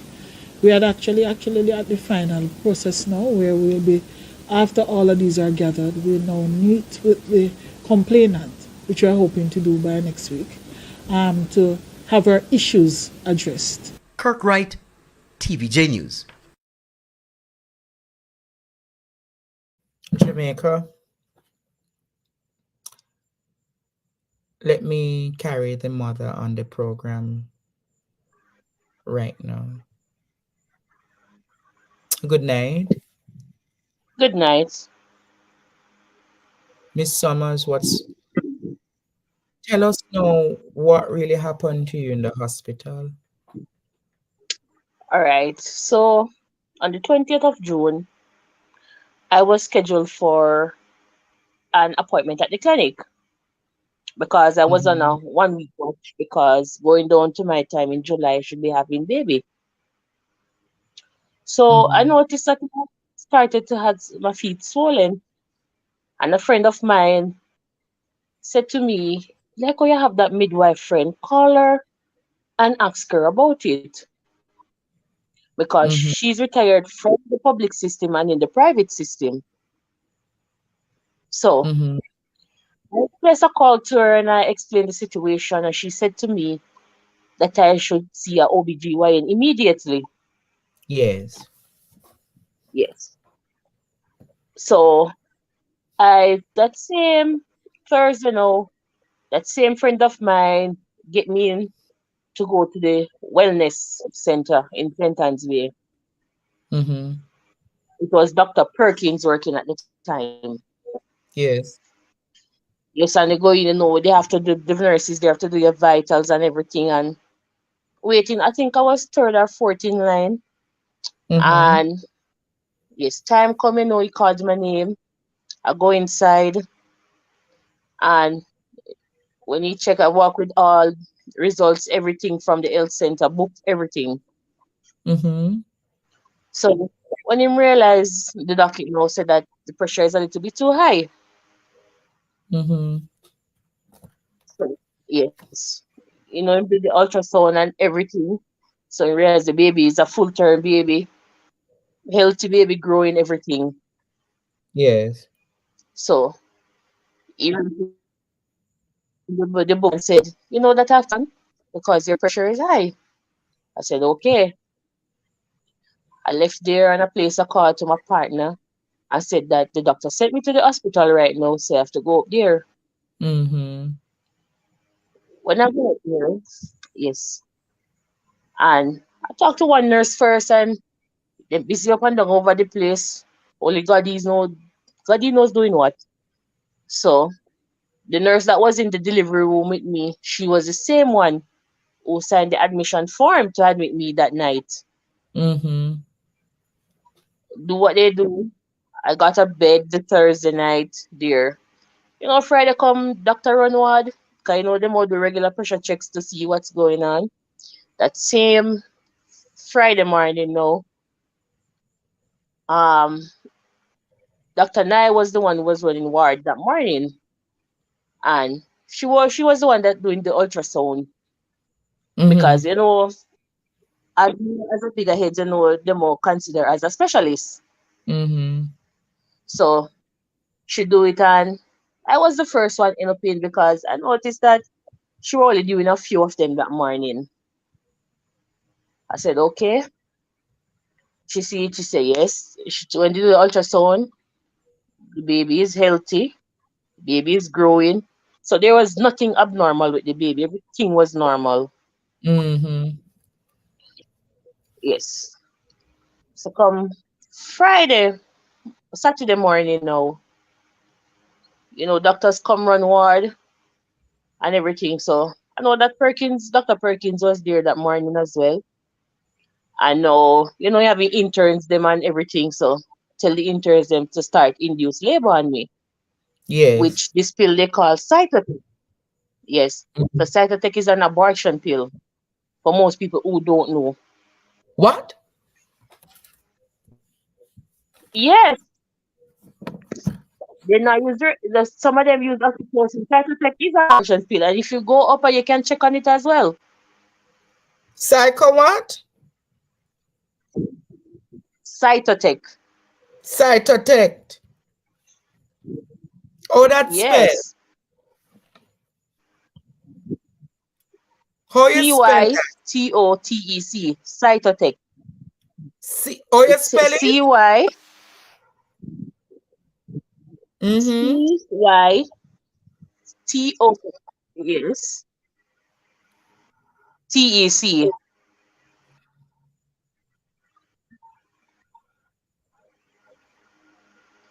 So they induce one the first day, and it not working, just a little bit of pain. Second day come, they insert it, putting on pains and so forth. I remember at one time when a doctor checked me it was, I think it was Dr. Nugent, and she said, "Oh, you're 2 centimeters." And right there, the pill stopped work. So the Mm. Monday now, they insert a third and final one. We drop asleep, get up, and the head water burst, everything. And in a pain, you try walk up and down, do what you have to do. I Mm-hmm. remember at one time there, yes, I was feeling these very excruciating contractions. So I went around the examination room and I saw a sister around there, or Sister Reed. Mm-hmm. And I turned to her and, "Nurse, can you please check me?" And when she checked me, she said, "You're 6 centimeters dilated." I said, "Okay." She said, "Just go around for your basin and then head straight to the delivery room." Mm. So what she said, go back round, past the examination room, right down to the delivery room. Mm-hmm. I go in and I said to the nurse that Sister Reed checked me and sent me around. Those nurses, two young nurses, Nurse Mansion and Nurse Foreman. Mm-hmm. Yes. So they tell me to go up on the bed. I go up on the bed, start doing the necessary checks and everything. Mm-hmm. She started telling me to push, push, push. They're trying until say that I'm pushing till I run out of breath. Mm-hmm. Up till I when me finish, my eyes then bloodshot completely. Wow. Yes. Cause remember, I am hypertensive. They sent me in, said I'm hypertensive, so they don't want it to damage the baby or damage me. Mm. Because that's what I'm trying to avoid. Said okay. At one point, Nurse Foreman they're giving me a lot of attitude and all of these things. She leave and go behind the screen and I talk to Nurse Mansion. They on their phone and they sit down and them a talk and them a talk. So Pina come, I have me a beg say help, help, help. Because simple Mm-mm. me a do say, try brace my foot some more so me can put pressure and push. Mm-hmm. Mansion come at my left side and she dep on a look. One at a time I feel like I was blacking out completely. If it wasn't for the PCA While that you were I going through this, the nurses were on their phones. yes. Wow. Yeah. Mm-hmm. So there was a PCA, patient care assistant, one in the pink uniform. She Mm-hmm. passing by. I called to her. She said that she soon come and she make two circle and come around and she said, "Me say help me now." And she did here and she has to help me. At the time when I'm passing out, when she see like me go black out, she keep on rub my foot and say, stay with me, stay with me, stay with me. Mm-hmm.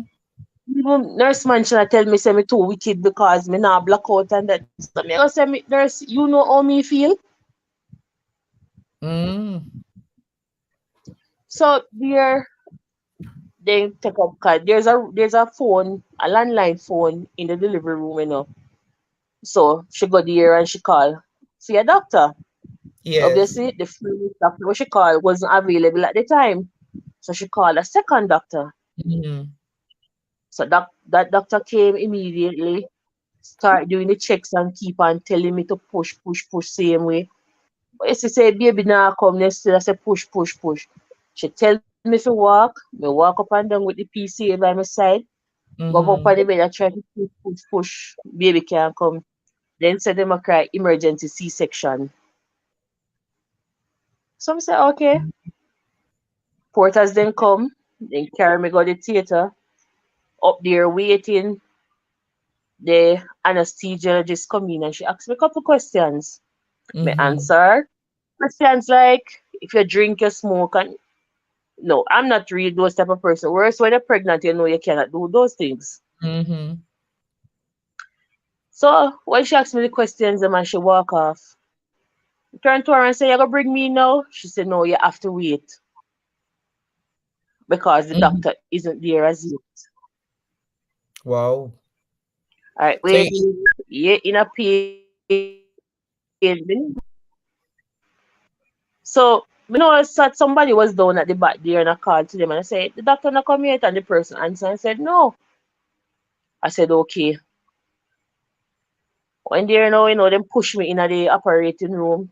The Mm-hmm. anesthesiologist asked me same questions again in front of some nurses and doctors. Yes. Put on the table, she do what me fi do and tell me if set in a position so she can give me the spinal block. Mm-hmm. So the doctor come and they start and do what them a do and everything. Me know they run there and them a dig after till me see the baby come out. When me see the baby come out now, me I watch to my right side where the pediatric doctor is there. I Mm-hmm. try if he do what she fi do to the baby. But Yes. unfortunately, yes, the baby didn't come too. So when I was there, she come to me and she tell me, say, that the baby has passed. I said, Mm. okay. So me say, what baby? She say, a girl. So me say, open up the blanket and let me see the baby. Yeah. And she pull it off and see the baby and she carry down the baby. Well, knowing at the table, I know that I was there. That was Dr. Fandino who cut me. Mm-hmm. Yes. I don't know what started to happen, but I know that I heard her say to one of them, please to call Dr. Knight for me, please. Yes, so I know that we can tell us me hear when Dr. Knight come in. Mm-hmm. Yes, and I don't quite remember what she said to me, but I know that she come in, she do what she have to do, and she get down to business, and that was when I got completely under. Mm-hmm. Yes, it was like about 3:34 in the morning. We know that the recovery area at the theater. My shift, the nurse on duty. She called me name and she said, Miss Somers. I me answer, I said, She said, all right. She said, come on, time for you to wake up. But she really said, like me, I go back go sleep. She said, no, man, don't go back go sleep, man. She said, open your eyes, then, man. Wake up, wake up, wake up. She said, time for you to wake up. Mm-hmm. And she said, me fully come to know. She and the porter then bring me back to the ward. Yeah. Yes, so, me go back a ward. When me I go, the security turned to me and say, your husband say you have to call him. 'Cause he was there when I was going up to the theater. So Yes. me know when me go in, go up on the bed. Me know because when me go in, there was a friend that I know from my one time workplace. She was in there Yes. too for baby, she was pregnant as well for the pressure and everything. So more than likely, me could have figure out say, and she have my phone, my fan, all of those things. So me turn to someone and say, "You can get my phone, please?" And the person take my phone and give it to me. That was when I called him now and say, all right. And he hang up and call him back and me say, you hear me if he say he baby dead. So he come same time. Mm-hmm. Do if I do them see me off. They make him come in and carry the baby come in, come see the baby and everything. Which I started to cry. Yes. Oh, yes. It was then now a little bit after now.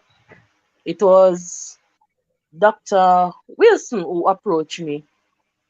And he turned to me and said, that they had to, Dr. Watson, sorry, Mm-hmm. approached me and said, they have to take out your womb last night. But he What? didn't go in details. Yes, So they took out your that's what he womb said. as Yes. So, you don't get much. He must say, we'll start here, that you can't eat anything for now. You just have to take the IVs. And so then, time boil long now. Doctors come and take So over now. why did they take out your womb though? Because something went wrong in the surgery and I don't know what they do, what caused the complications in surgery, why they had to take it out.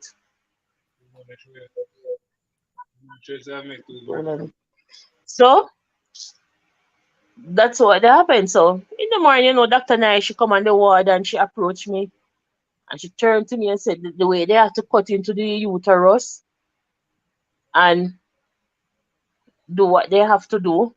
Mm-hmm. Yes, they have to end up take out the uterus.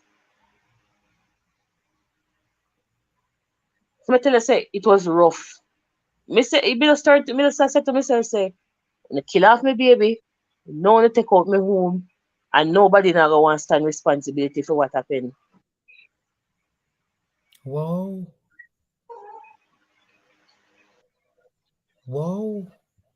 So so your baby died and your womb was removed and you never even know your womb was removed until they said it to you. Okay, yes. Because remember now, consent for surgery, for C-section surgery, not for hysterectomy.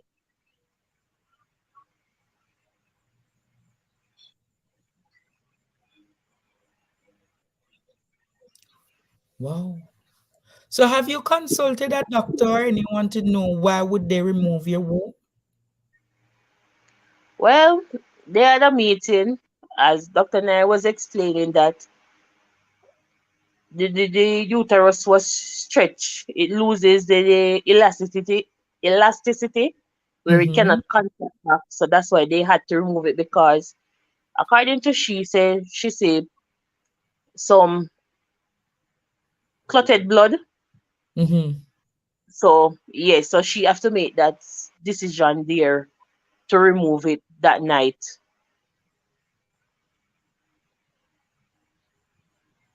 So she saw clotted blood, so she decided to move it without your consent.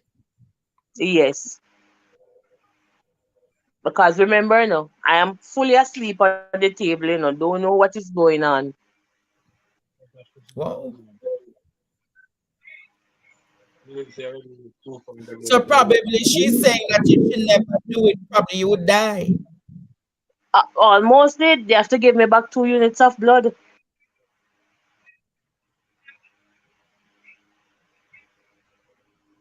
They had to give you 2 units of blood the same day. The same, yes, the same night. They give me one, and when I come down to the ward, they give me the other one. So they didn't even tell your husband that they were going to remove your womb. No, no, not at all.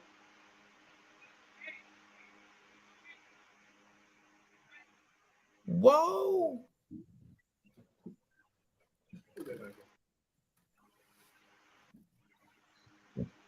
So I saw where they said that they have to meet with you. And you said that meeting happened. Yes, it happened already.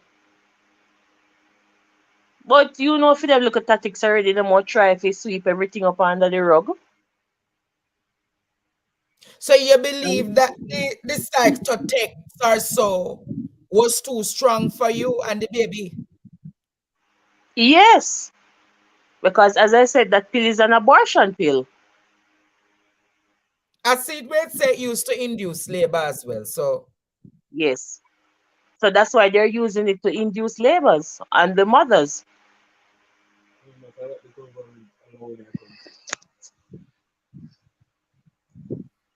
how have you been coping? Well, it's very rough. Because Hardly you don't getting. you can't have children anymore. No, I cannot. But it's a good thing that I have a son first before. This was my second baby coming, a second child.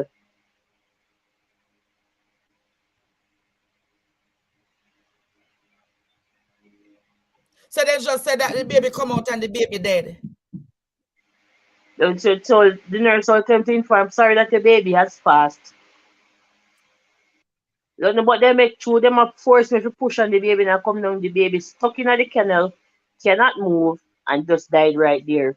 Because when I was going to the operating theater, the baby was alive. Healthy heartbeat, moving, everything.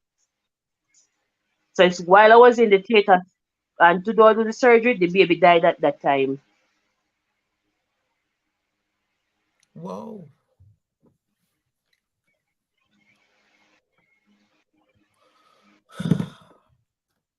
You see, you cannot sleep. Whoa. So when I dream, when I sleep, and then I dream, see, it come like every shot me high. We just I see her, so me I frighten out of my sleep. How old are you? 31. You're 31 years old. Yes, I am. The father for your baby that was to be born, how is he taking it? Not well. Buried himself in work. But you don't think that is going to affect your relationship? Well, I think so, but I don't know if he does. Because your inability to give him a child now probably dawn on him. Is this his first child? No, no. Oh, okay.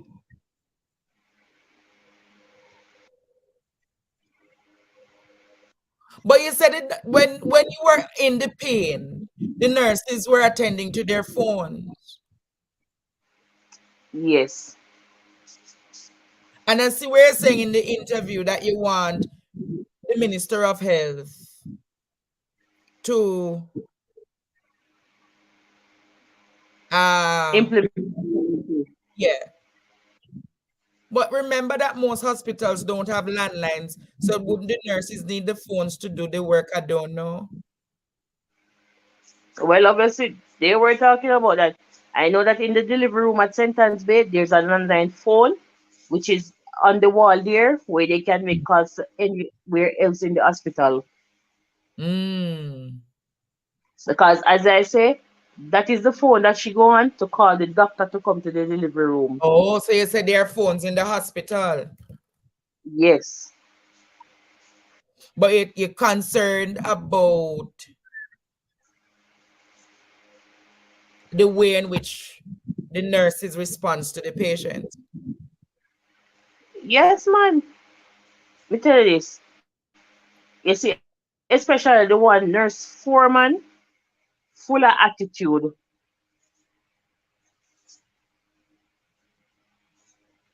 Oh, so Full of attitude. nurse woman never gave you a good experience in the hospital. No, never. And when she talk and she step on and she go out with her attitude, me say, something me want to tell me, I say to her, that's not the way you deal with a patient. So you had to respond to her. I almost did.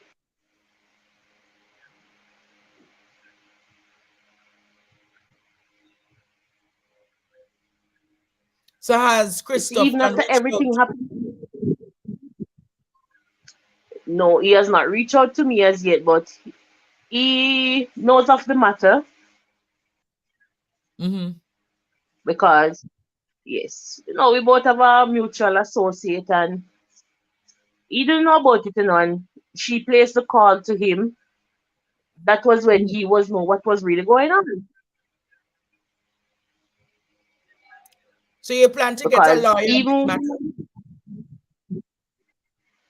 that man is not a lawyer.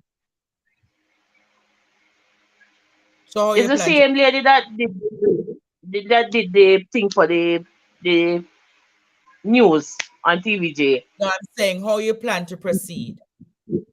You plan to get a lawyer, you plan to sue, or what you plan to do? Well, I'm thinking at the moment, but I know that I have to think very fast. Mm.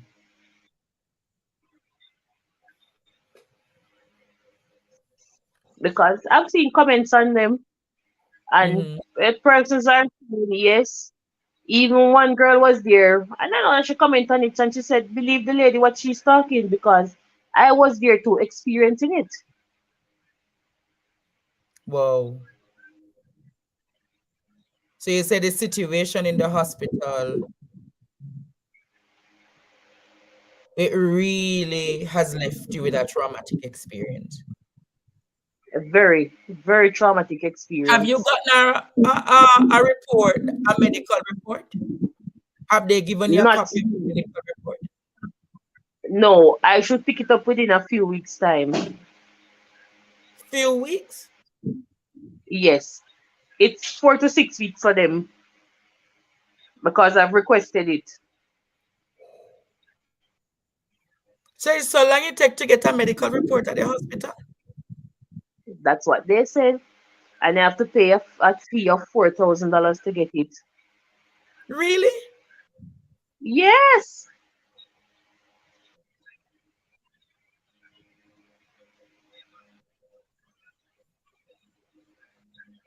Wow. because when I go there and requesting it, there was this young lady that worked in the department by the name of Miss Morris. Mm-hmm. Yes, man, we go in the room and she want me to sign the paper, say yes, I want the medical report and so forth, and come in there with her Bluetooth and all ready for record everything, but when she come in and me sight it in her hand, I don't say nothing to her. She put it down on the desk right in front of me. So she Mm-hmm. asked why I need it for personal reasons. That is my business.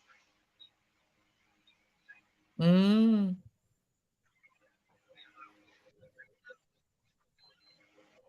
So when you were going to do the cesarean section, right?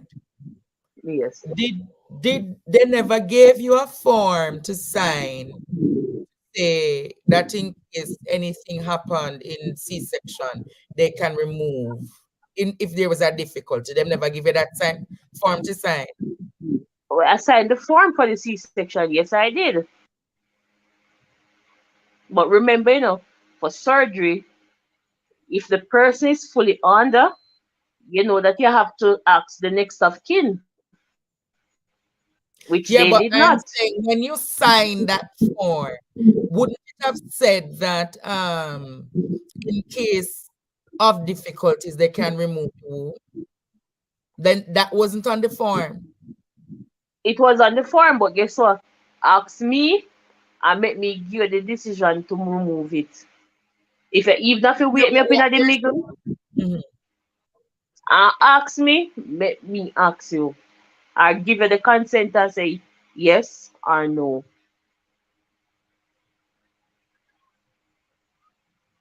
No, but what I Because am saying that on that form, when you give them your signature, you basically have given them consent that if there's a difficulty in surgery, they can remove it. but remember I said the clots that was there. They could have waited me and said this is what happened, that is what happened because it wasn't life threatening at the time. Oh. You get where I'm coming from now? Hmm. So they could have more than wake me up and said, this is this, that is that, and let me consent, yes or no. because you can see it where it said they're going for one on the paper, because me tell you when they do the paper, when you sign to yes, they're going for a lower section, Yeah. lower segment subscription. And then now they more put in it as remember now, I asked for a copy of some things and they will put it say minus the hysterectomy. You cannot change a record like that and photocopy it and expect the people now go pick up your nonsense. Mm.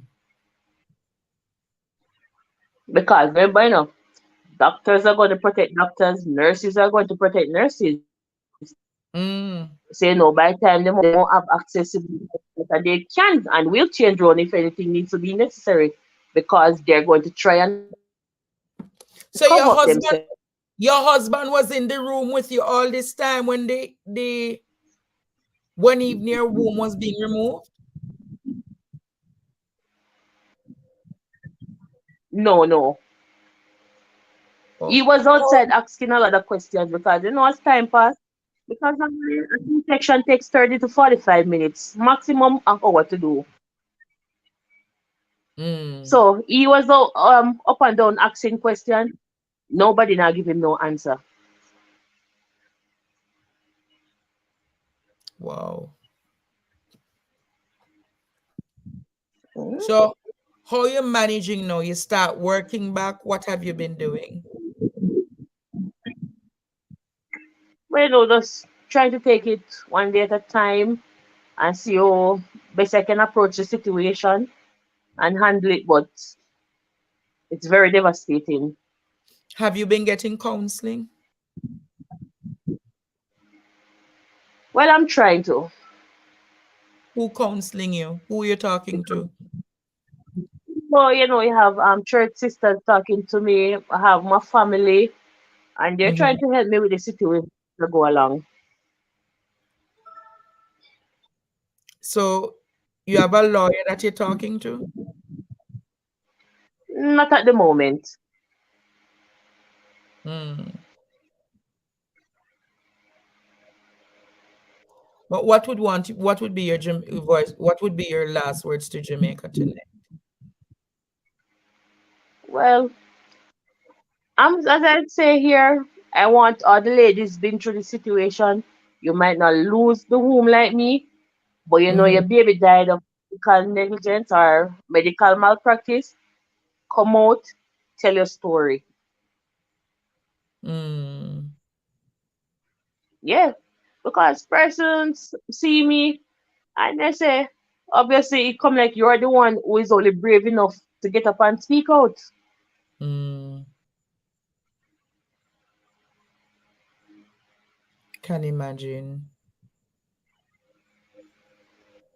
Don't get me wrong, you have a few good nurses in the healthcare system. Mm-hmm. You know that those in there, they have a passion for the work. That's what Yeah. their intention. See one day when I love it, come out of the field, man, and make somebody who love it go enjoy it. Mm-hmm. And let them be. Because hospital, is a place where you save life, not to take life. True. Mm. Because even the same nurse foreman, when she come from ward and the medications them are issue out, and when she sit and get it, I remember she give nurse Ricketts the medication to give me. She She no couldn't want face it. you. And I make sure and I look down in the cup to make sure it's the right medications I get before I take them. Mm.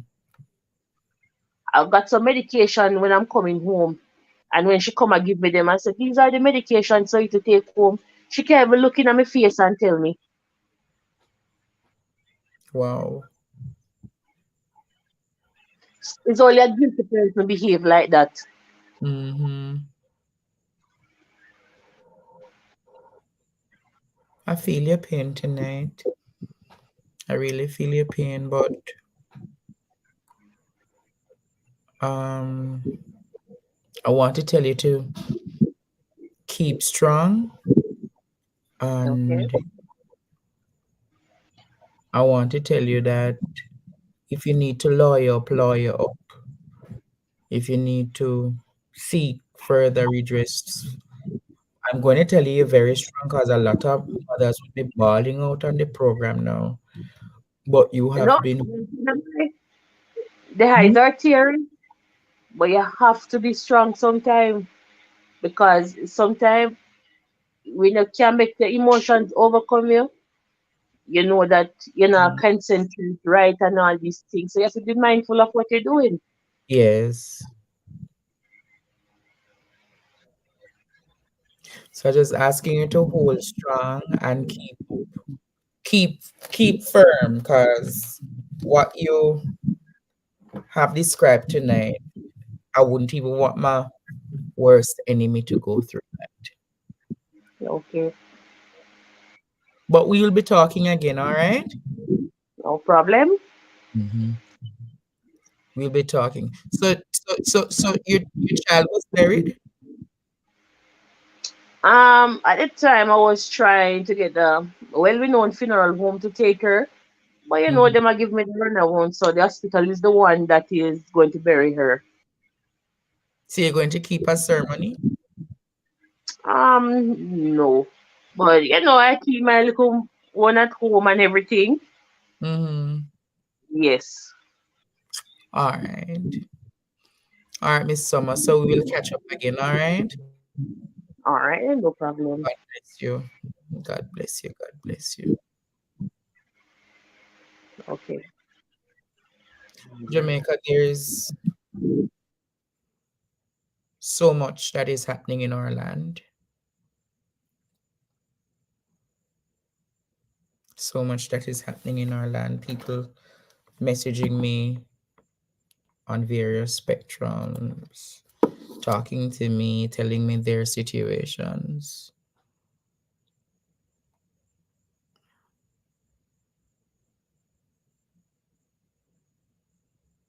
Wow. Jamaica, it's just too much.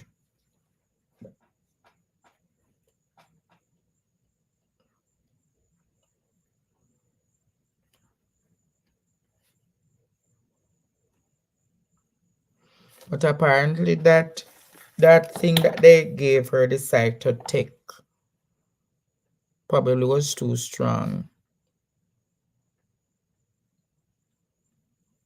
Andre, I have a story, but I can't say anything yet. I have a baby in June. That same week, my baby is currently in NICU.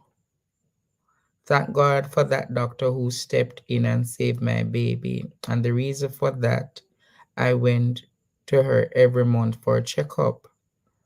There's this nurse there from Nigeria named Marian. I'm not ready for her yet. The thing she said to me was disgusting. Another nurse had to apologize for her.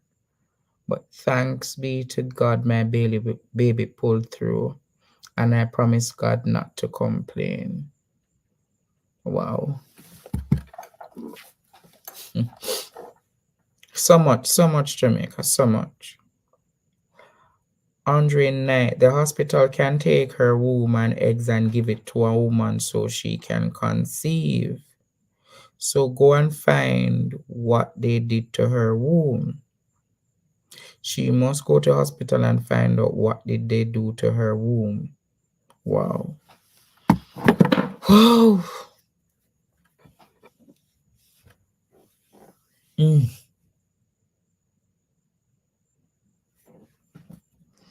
Jamaica, it's too much.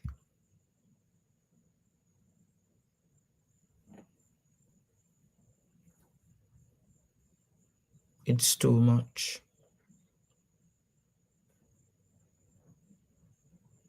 To lose her baby, to lose her womb, her inability to produce a child.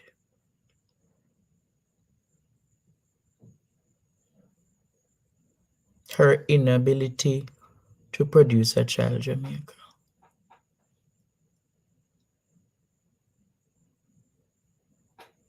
Wow. Jamaica, it was a pleasure being here tonight. It was a pleasure being here tonight.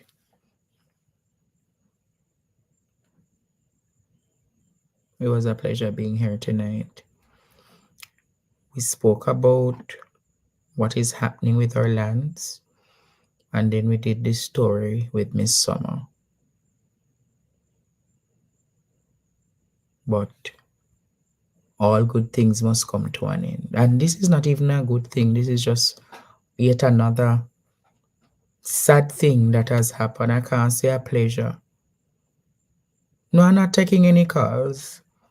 Tomorrow we can talk about it in the midday program.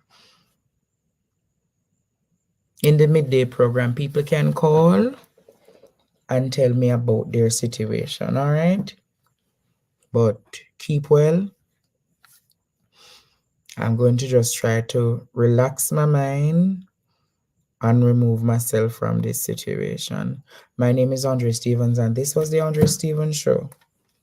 Until, remember to share this program, because quite a few students didn't come to class tonight.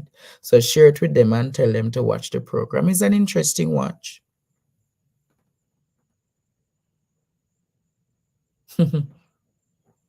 Which is an interesting watch. But God bless you, and remember, see you back tomorrow at 1 p.m. Good night, good night, good night. Bye-bye.